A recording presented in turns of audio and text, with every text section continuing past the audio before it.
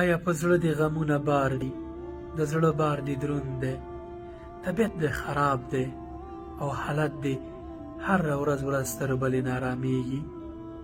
غواړې خوشحاله اوسې، له ژونده خوند واخلې، طبیعت دې راسته وي او د ذهن تشویشونه دې کمي؟ څو کاره حتماً کوه، ورسره به دې ژوند خوشحالوي.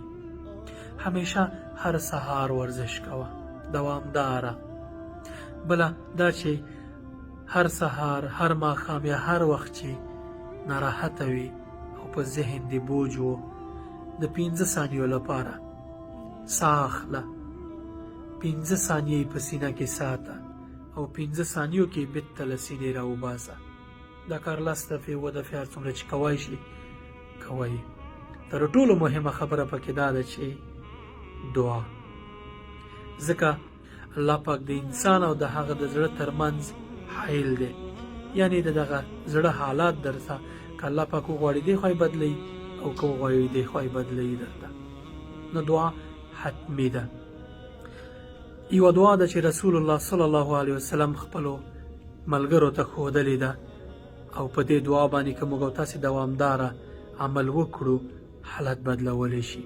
علما وایي چې دا د ژور خفګان، ډپریشن، انزایټي، اکتئاب یا نور مشکلاتو دپاره تر ټولو ښه دعا ده.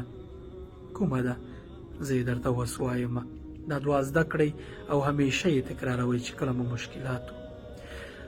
اللهم إني أسألك نفسا مطمئنة تؤمن بلقائك وترضى بقضائك وتقنع بعطائك.